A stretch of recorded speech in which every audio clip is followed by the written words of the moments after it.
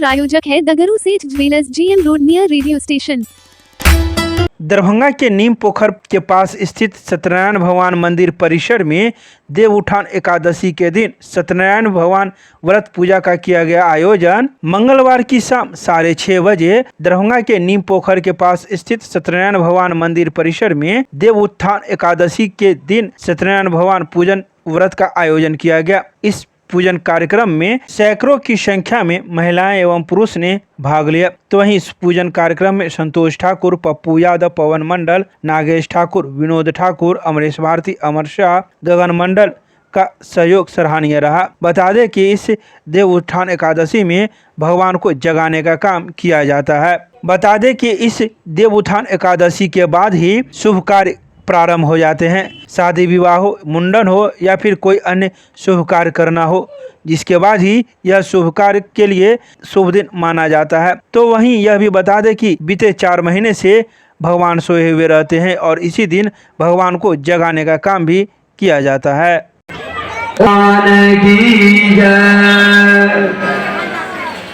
क्या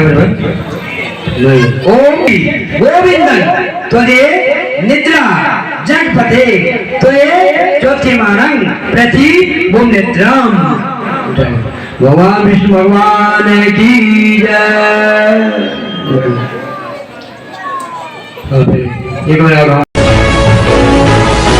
दरभंगा एम्स के शिलान्यास को लेकर पूर्व केंद्रीय मंत्री ने की प्रेस वार्ता, कहा इसके लिए तेजस्वी यादव हैं धन्यवाद के पात्र। दरभंगा में एम्स को लेकर पूर्व केंद्रीय मंत्री मोहम्मद अली अशरफ फातमी ने मंगलवार को दोपहर 3 बजे अपने निवास स्थल लहरियासराय स्थित ख्वाजा सराय में एक प्रेस वार्ता की। इस दौरान उन्होंने केंद्र की मोदी सरकार ने 13 नवंबर को बिहार में उपचुनाव के दिन ही शिलान्यास की तिथि चुनी है। यह साफ दर्शाता है कि एनडीए ने इन चुनावों को प्रभावित करने की नीयत से यह दिन चुना है। इसके साथ ही उन्होंने केंद्र सरकार के इरादों पर भी सवाल उठाया है। पूर्व केंद्रीय मंत्री ने कहा कि पहले एनडीए सरकार दरभंगा एम्स को लेकर टाल मटोल का इरादा रखती थी, जिस कारण जमीन आवंटन में काफ़ी वक्त लग गया। शुरुआत में डीएमसीएच के पास एम्स बनाने की बात कही गई, फिर इसे अशोक पेपर मिल के इलाके में बनाए जाने की योजना पेपर तक सीमित थी। इसी दौरान उन्होंने यह भी कहा कि जब तेजस्वी यादव बिहार के स्वास्थ्य मंत्री बने तो उस समय इसके दिशा में तेजी से काम हुआ और भूमि आवंटित कर दरभंगा एम्स को पेपर से जमीन पर उतारने की अहम भूमिका अदा की। इसके लिए तेजस्वी यादव धन्यवाद के पात्र हैं। उसके बुलाने का मकसद कुछ बिंदुओं को हाईलाइट करना, खास तौर से जब कल माननीय प्रधानमंत्री दरभंगा के दौरे पे होंगे, मिथिलांचल के दौरे पे होंगे। साथियों, 9 साल हो गया एम्स के अनाउंसमेंट में। ये न तो जमीन खोज पाए थे और न ही इनका कोई इरादा लगता है। मुझे तो अभी भी शक लगता है इन लोगों के नियत पर। अगर माननीय तेजस्वी यादव जी हेल्थ मिनिस्टर नहीं हुए होते तो जो भूभाग आज आप देख रहे हैं उसका ये भी उसको नसीब नहीं होता। आपको मालूम ही है, कभी पीएमसीएच के इलाके में बनेगा, उसके लिए जमीन भी बराबर किया गया, कई बिल्डिंगें गिरा दी गई। फिर वह यहाँ नहीं बनेगा, वो अशोक पेपर मिल के इलाके में बनेगा। इससे साफ नीयत पता चलता है कि ये लोग एम्स कम बनाना चाहते हैं, इसके जरिए सियासत ज्यादा करना है। अब कल प्रधानमंत्री जी, अब इस बीच में कितने इलेक्शंस हो गए, 2 असेंबली हो गया, 2 लोकसभा हो गया। अब मिथिलांचल के लोगों को सब बात दिखाया जाता रहा।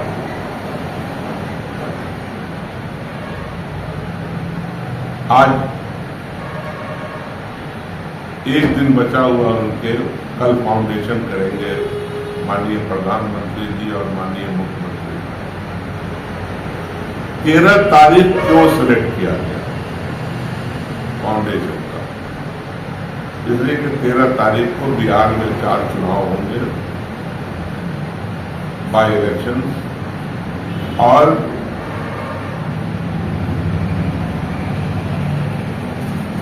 कल ही प्रारंभ होगा झारखंड का चुनाव।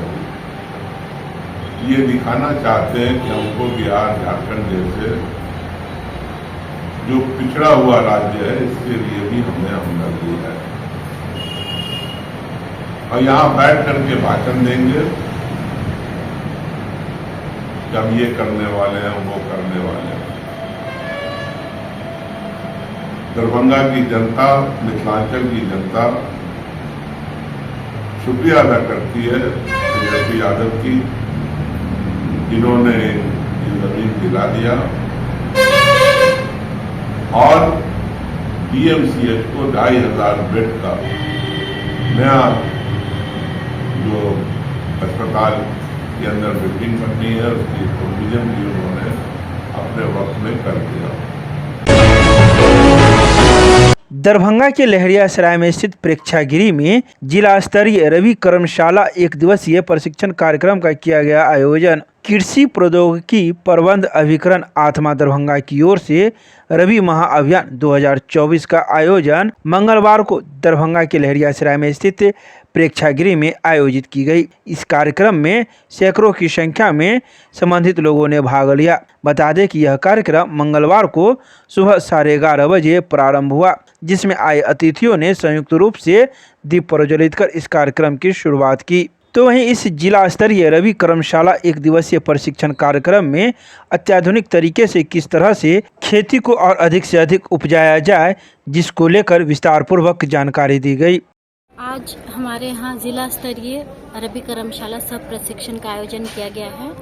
ये जैसा कि अभी आप लोगों को बताया गया है कि ये साल में 2 बार किया जाता है, तो इसके माध्यम से हम लोग हर साल जो प्रत्येक सीज़न है उस आने वाले सीज़न में हम लोगों को आगे क्या करना है, किस तरह से जो विभाग की सभी योजनाएं हैं उनको किसानों तक अच्छे से पहुंचाया जाए और सभी योजनाओं का सफल क्रियान्वयन किया जाए, इसका हम लोग ध्यान रखते हैं। इसी से संबंधित जो भी प्रशिक्षण की आवश्यकता है, नई तकनीक की जानकारी है और नई योजनाओं की जानकारी है, और इससे संबंधित जो आपस में हम लोगों को वार्तालाप करने की आवश्यकता है, इस प्रशिक्षण सह कर्मशाला के माध्यम से आज हम लोग कर रहे हैं यहाँ, जिसमें हमारे विभाग के जितने भी सलाहकार हैं, समन्वयक हैं, प्रखंड स्तर पर जो प्रखंड कृषि पदाधिकारी हैं तथा जिला स्तर पर जो जिला के सभी पदाधिकारी हैं, ये सभी भाग ले रहे हैं। खासतौर से जब किसान का जो खेती का समय आता है, ऐसे समय में अक्सर देखने को मिलता है खाद की किल्लत हो जाती है, इसको लेकर क्या करें? इस बार हम लोगों ने जो भी खाद से संबंधित किल्लत जो हुआ करती थी वो इस बार हम लोगों ने बहुत टैक्टफुली हैंडल किया है। जो भी जिला स्तर में सभी वितरक हैं उनको सख्त निर्देश दिया गया है। सभी जो भी वितरक हैं उनको एक्टिव रहना है। एक्टिव रहने का मतलब कि उन सभी को अपने दुकान में जो भी इनपुट है उनकी अवेलेबिलिटी रहना सुनिश्चित होना है, और जो ऐसा नहीं करते हैं उन पर विभाग के द्वारा कार्रवाई की जाती है। किल्लत के समय देखते हैं कि अधिक समय लेके जो है उन्हें खाद दिया जाता है। नहीं, इस बार सारे खाद समय उपलब्ध हो रहे हैं। इस बार तो अभी फिलहाल प्रत्येक सप्ताह खाद हमारे दरभंगा में आ रहा है, तो ऐसी कोई भी किल्लत आने वाले समय में नहीं होगी, ये विभाग के द्वारा सुनिश्चित किया जाएगा। दरभंगा के अंबेडकर सभागार में आगामी पैक्स चुनाव को लेकर संबंधित प्रशिक्षणार्थियों को दी गई कई बातों की जानकारी, साथ ही दिए गए कई दिशा निर्देश। आगामी पैक्स चुनाव को लेकर संबंधित पदाधिकारियों और कई अन्य कर्मियों को दरभंगा के अंबेडकर सभागार में एक बैठक आयोजित की गई। वहीं आयोजित बैठक में दर्जनों संबंधित प्रशिक्षणार्थियों ने भाग लिया तथा पैक्स चुनाव से संबंधित कई महत्वपूर्ण बातों की जानकारी मौजूद लोगों को दी गई। बता दें कि यह कार्यक्रम दरभंगा के अंबेडकर सभागार में मंगलवार की सुबह 11 बजे आयोजित की गई थी। बता दें कि यह पैक्स चुनाव वॉलेट बॉक्स के माध्यम से करवाया जाएगा। इसी को लेकर मौजूद लोगों को प्रशिक्षण दिया गया है कि किस तरह से चुनाव को निष्पक्ष एवं स्वच्छ वातावरण में कराया जाए। चुनाव से संबंधित बातों को इसमें बताया गया है। और उसके बारे में जानकारी दी गई है। चुनाव के मास्टर ट्रेनरों का प्रशिक्षण है। एक मिनट सर। के लिए मास्टर ट्रेनरों का प्रशिक्षण दिया जा रहा है। ये मास्टर ट्रेनर प्रशिक्षित होकर फिर एमएलए एकेडमी स्थित प्रशिक्षण केंद्र में 2 चरणों में पीठासीन पदाधिकारी, मतगणना सहायक आदि को प्रशिक्षित करने का काम करेंगे। सारी प्रक्रिया 11 से लेकर के 22 तारीख के अंदर हो जाएगी। 11 से लेकर प्रशिक्षण की जितनी भी प्रक्रिया है 11 से लेकर 22 तारीख के बीच संपन्न हो।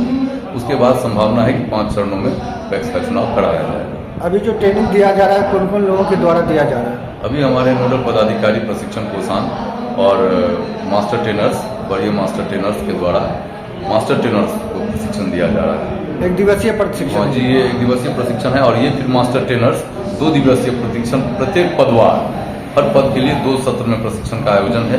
एमएलए एकेडमी +2 एमएलए एकेडमी प्रशिक्षण केंद्र। कब ये पैक्स चुनाव होगा? ये पैक्स चुनाव 26 तारीख के बाद होने की संभावना है, 5 चरणों में। 22 तारीख तक हम लोग को ट्रेनिंग की जानकारी है। 22 तारीख तक ट्रेनिंग चलेगा, उसके बाद फिर चुनाव की तिथि हमारे नोडल पदाधिकारी महोदय बताएंगे। 5 चरणों में होने की संभावना है। लगभग कितने लोगों को इस चुनाव में प्रतिनिधित्व किया जाएगा? अब प्रशिक्षण के लिए तो हर पाली में लगभग पाली बार 1000, 1200, 1100 ऐसे लोगों को प्रशिक्षण दिया जा रहा है। अब अंतिम सूची जारी होगी जब पहला प्रशिक्षण संपन्न होगा, उसके बाद शॉर्टलिस्ट किया जाएगा तो पता चल जाएगा कि कितने लोगों को अंतिम रूप से चयन किया गया है।